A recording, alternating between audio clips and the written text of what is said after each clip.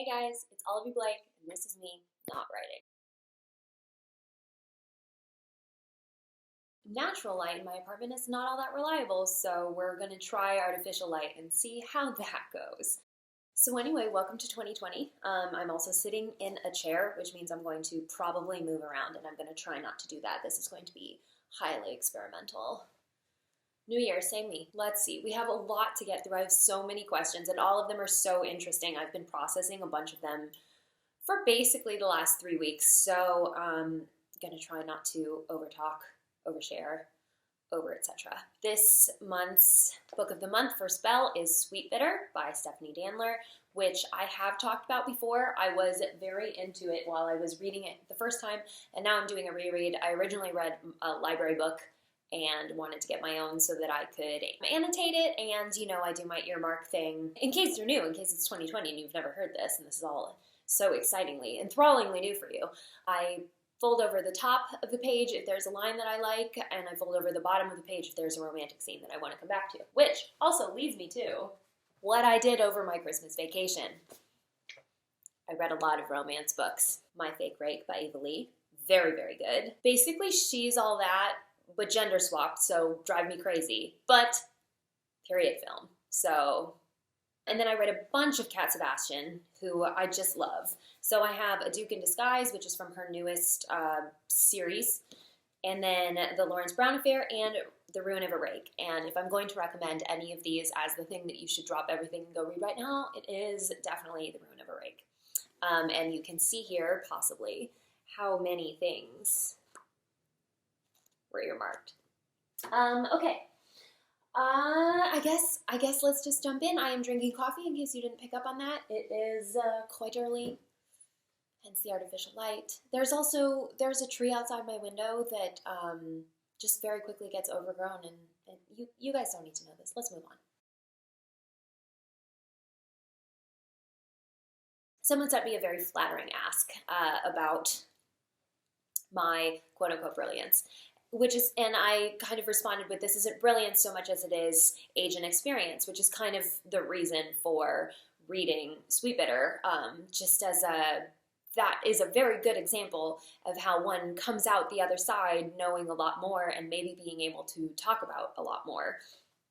I have to guess it's a very personal experience for the author, and what came out of it is this very excellent book. So part of the difficulty in being a writer or an artist is that not only are you trying to create something of value, you are trying to become the person of value who can tell or portray the thing of value. So basically, I answered this question with, I failed at a bunch of stuff. Essentially everything I listed happened to me from the ages of like 21 to 25. Wrangling artists was one of my most challenging jobs in terms of empathy. Artistic temperaments are genuinely very strange. And I think that's why I try very hard to avoid the snares of the artistic temperament. Obviously, I have one myself. Neil Gaiman has a speech about how you can either you make good art, you're always on time, or you're easy to work with. Pick two. And I think for me, it's the good art and on time, and that's it. What on earth was I talking about? Okay, so part one of this question is, what do you do to sharpen your intellect? Because one of the things that I talked about is how someone was asking if I do much like targeted specific research for the things I'm writing about, or if it's general knowledge. And it's kind of both, because on the one hand, this is a writing trick that I'm obviously, whatever I'm having my characters say or whatever they're dealing with, I'm going to direct it towards things that I do have some expertise in.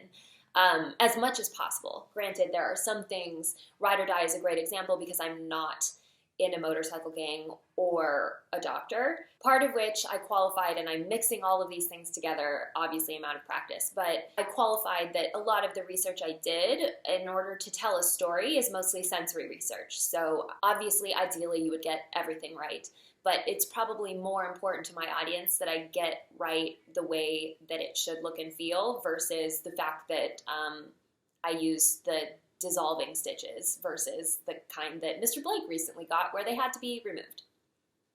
Anyway, so since it's 2020 and we're improving ourselves and knowing ourselves, one thing to do to sharpen your intellect, as this person so wonderfully put it, is just to get, I think, into the practice of asking yourself questions.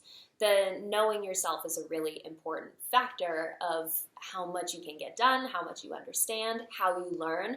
Knowing how you learn or how you like to learn, and not even in a formal academic setting, but just how you like to experience things is really important to how you keep yourself sharp. For me, I'm obviously not in school. I did a great amount of school, and I think that sometimes that can be a little damaging to your personality and your interests, in that I think in your early to mid-20s you lose track of those a little bit, because there's all the stuff from school that you were told to do that you didn't necessarily enjoy.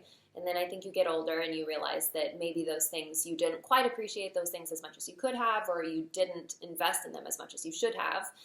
And so a lot of times that comes back to things that you already enjoy, like music or forms of media, books, but changing how you consume them. Mr. Blake's New Year's resolution has a lot to do with sustainability. He's cutting out single-use plastics, but he also wanted to watch less television. And he's the kind of person who needs a lot of background noise. So instead, we're doing my thing, which is I am trying to educate myself a little bit more in classical music. I was a classically trained flutist. I hate the word flautist. I don't know why, I just hate it. And I played through university. But I never, while I was doing it, it was just something I had to do. I had to practice. I had to interpret things. And I kind of responded as I was told. And now I'm a little bit more curious about what makes something from the Baroque period, or how did the Baroque period help transition into the Romantics? How did the late Romantics transition into contemporary film soundtracks? So we're listening to classical music by era, and I'm trying to listen to it in a thoughtful way and asking myself, what is different about this versus the last era or the next era, and what do I like about it? What is pleasing about it, or what is displeasing?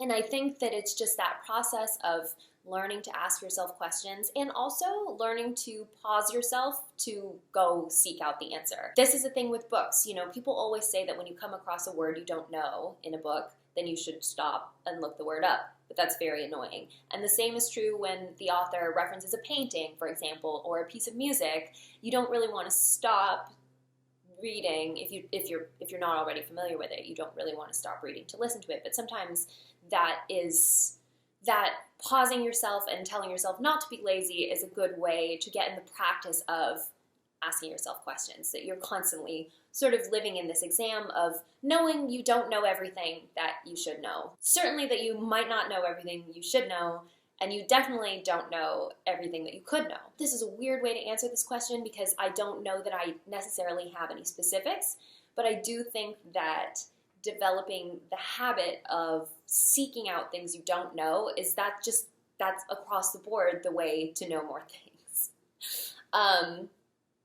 Yeah. And also someone said, after I was giving my list of random things that I'd done that I didn't even finish on here, you'll have to read them elsewhere, was, I saw that you have expertise in a lot of random things and was wondering how you got there. I have my shiny new degree in a niche industry that I decided I hated by the time I graduated and don't know where to go from here. This is exactly what happened to me. Very niche degree that I have.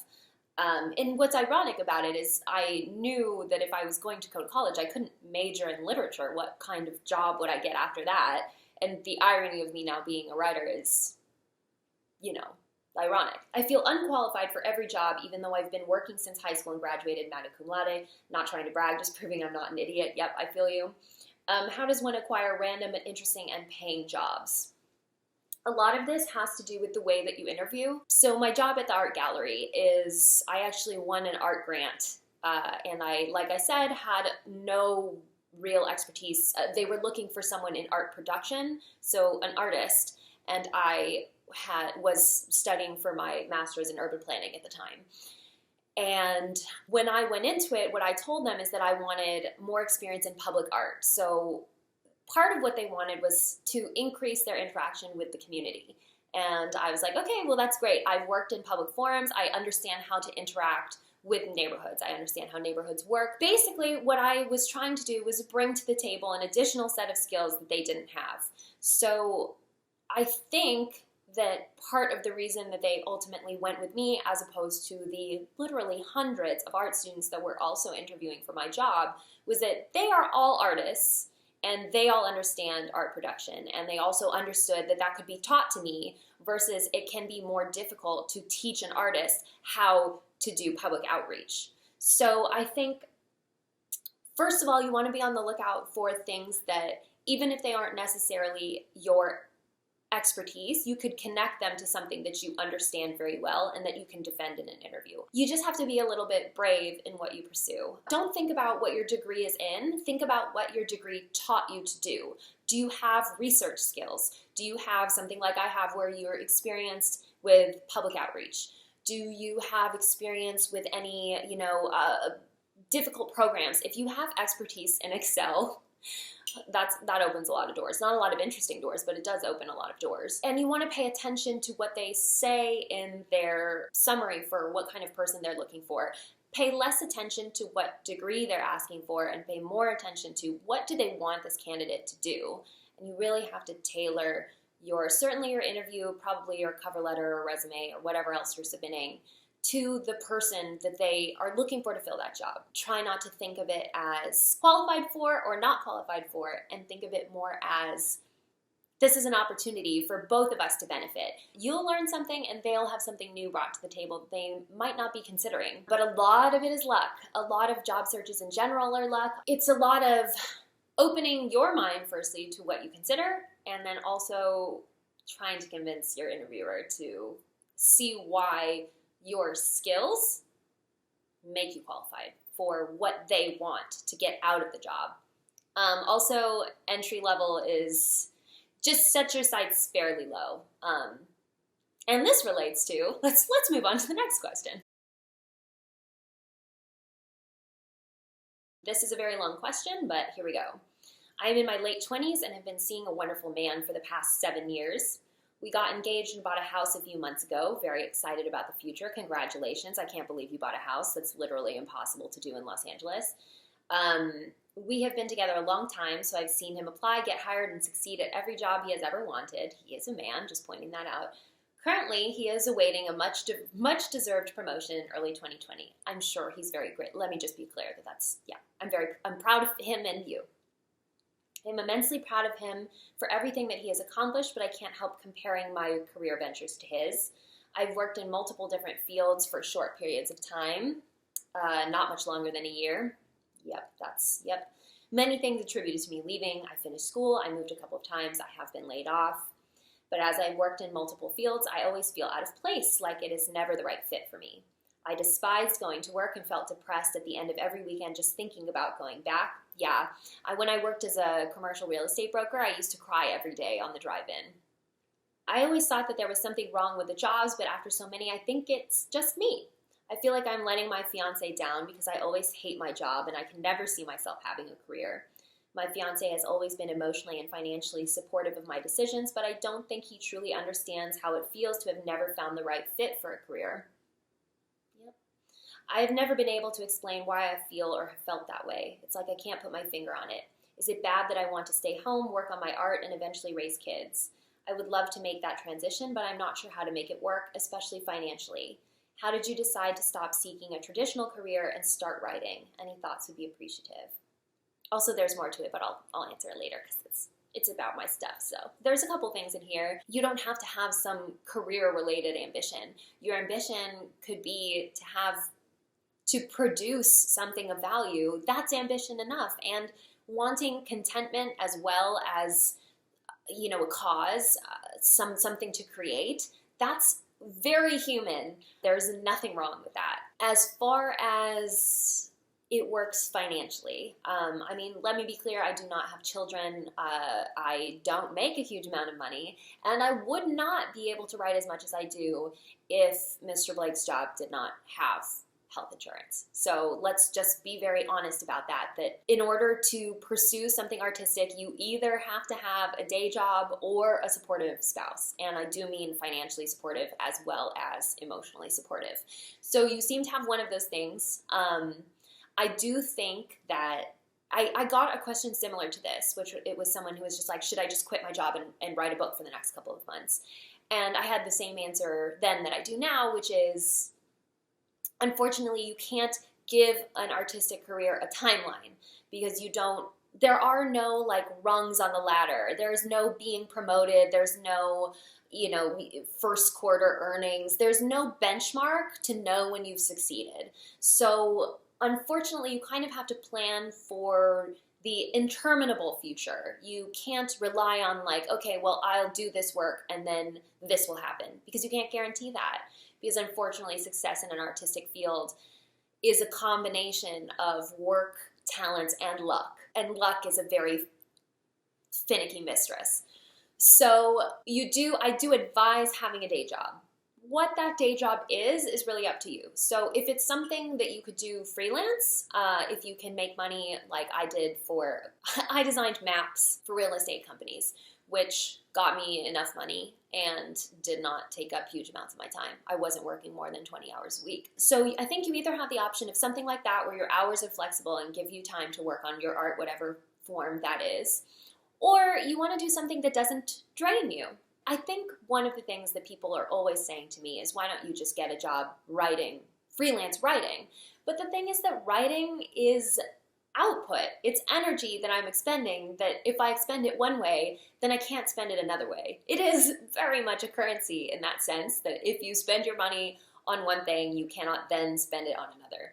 So I only have so much creative energy and I don't want to waste it.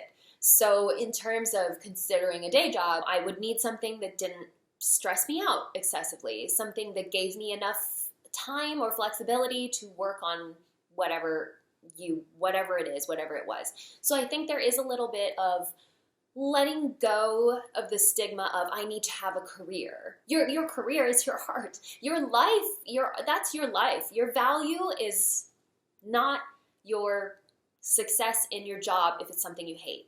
Does that make sense? Obviously, if you love your job, then what you produce from your work is your value. But in this case, what brings meaning to your life is not what you're doing for a career. So look at Sweetbitter, for example. I'm pretty sure the author must have been a waitress at some point, because I don't know how else they could write with that much detail. But the kind of experience that you get from life is irreplaceable. So my favorite jobs, I volunteered at a small town museum, which was actually very interesting. Going through the archives and just existing in that space has influenced a lot of my stories, most notably Lovely Tangled Vices. Random.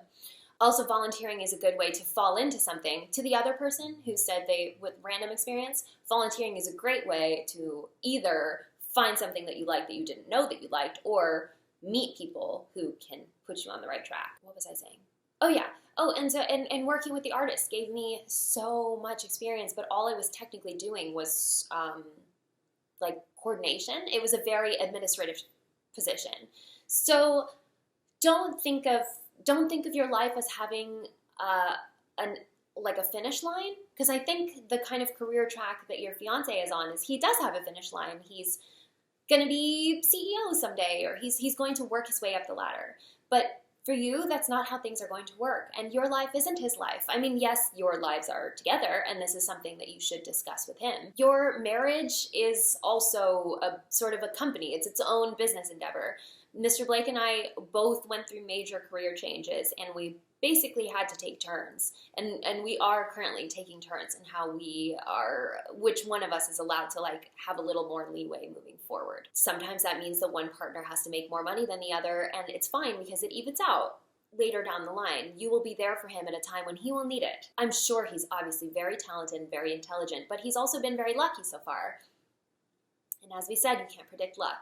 So don't hold this against yourself. If this is what you want, be honest with him and figure out a way where you guys can work out some way for you to have what you want and pursue what you want, while also keeping in mind that there might be sacrifices on your end, like getting a day job, something that doesn't drain you. You have to save. It sounds like your previous jobs have drained you, and you have to save parts of yourself in order to give them away in your art.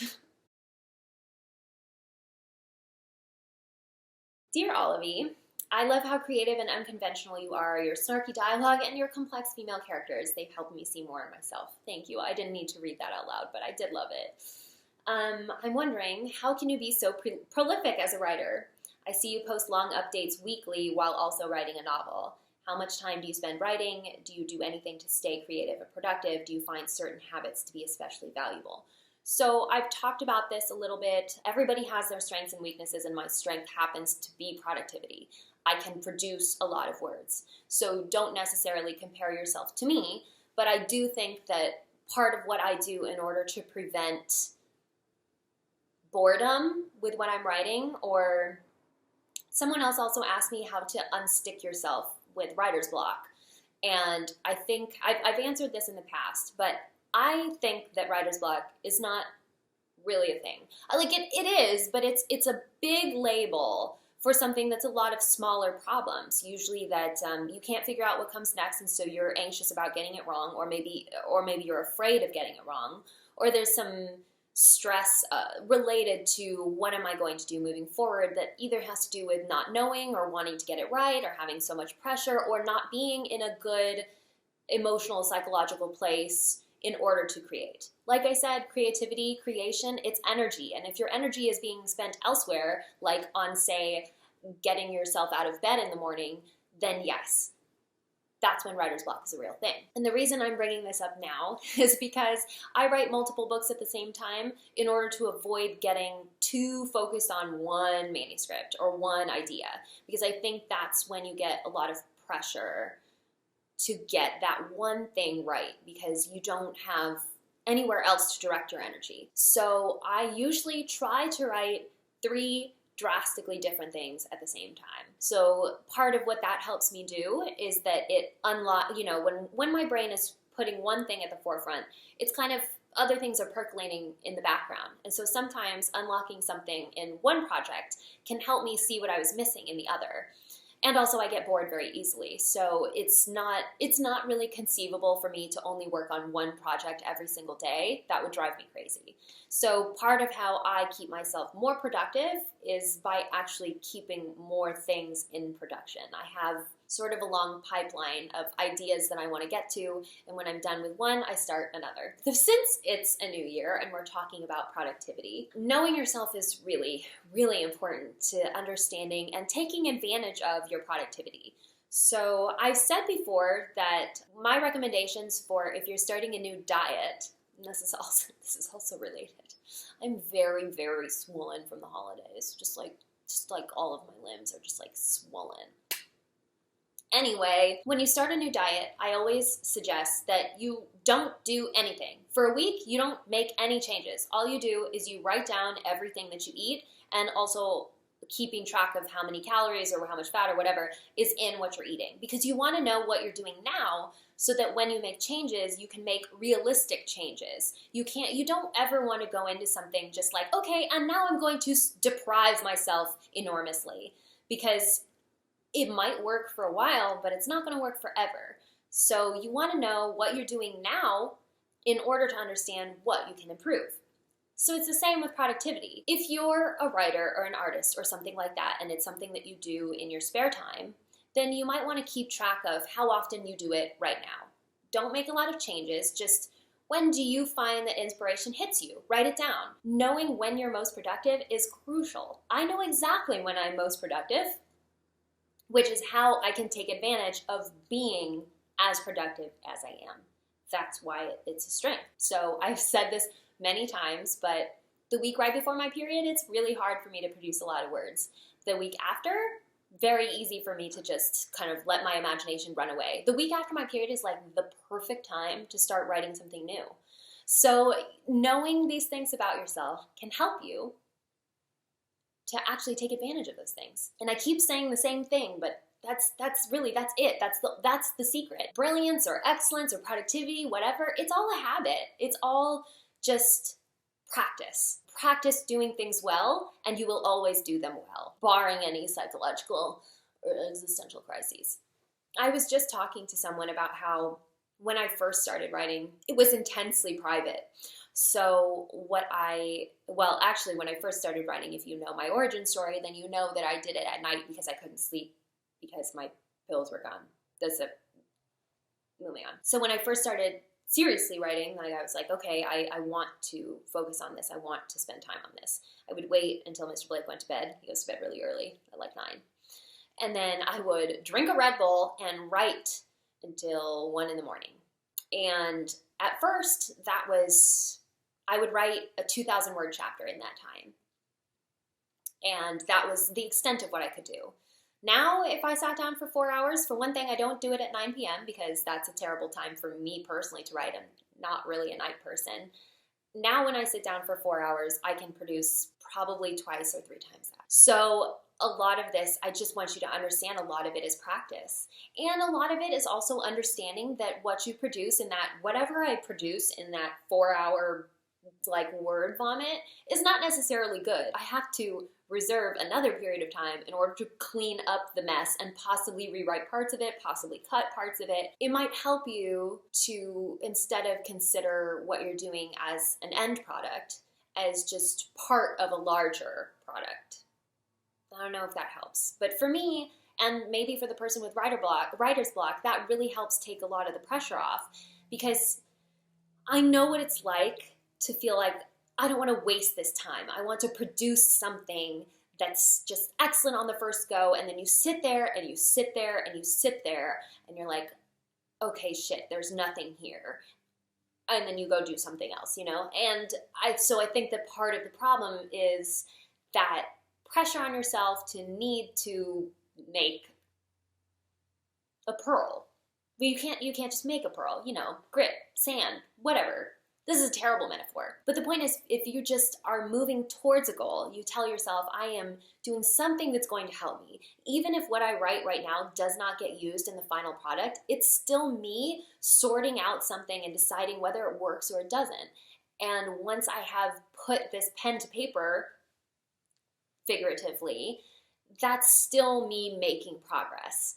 Even figuring out a plot point that doesn't work or that you can't use is still useful. You might use it somewhere else. Again, this is why I have multiple projects going at the same time. So yeah, so I guess in conclusion, know yourself, know what your strengths and weaknesses are so that you can use your strengths well, and then also forgive yourself. Know your weaknesses so that you can get around them when possible and forgive them when necessary. In terms of how many actual hours a day I spend writing, it's a lot. It's a lot. I write much more than a normal work week, and I write every day, and I don't really take breaks. A reward for me is to get to continue to live inside my own head and to live inside the worlds that I've made. So you kind of have to take my output with a grain of salt. I guess part 3, belatedly, is reward yourself when you have met a goal. So once you already know how much you can produce, figure out how long it's going to take you to produce that. And then when you've met that, for Lady Vengeance, for example, I would write the whole chapter on Monday, and then I would edit it 3 times on Tuesday. And once I had so on Monday, once I had finished the chapter, I was done for the day. That was it. For me, the reward is checking something off the list. So as much as I enjoy checking things off, I also have to preserve my energy. I'm just basically saying all the same things. If you're still here, congratulations to both of us. Thank you. But yeah, so the idea is know as much as you can get it done, and then reward yourself with whatever that reward is. Just definitely the key to being productive is also not overworking yourself. You want to skate that line of doing as much as you can without just bleeding out. So I can't answer that for you. It's different for everyone. It will be different for you than it is for me. But I think you could probably use the same technique of just tracking your own behaviors for a little bit and then figuring out where you can make changes. And also write down when you feel good, because that means you're doing something right. Okay, so I'm going to stop now. I honestly feel like I've said about 8,000 things in the last, oh my God, so many minutes. Okay. So next week, we're going to talk about relationships. We're also going to talk about self-soothing, what to do when other people make you feel inadequate. But yes, we're going to talk about that next week. This has been me, Olivie Blake, not writing, and I'll see you next week.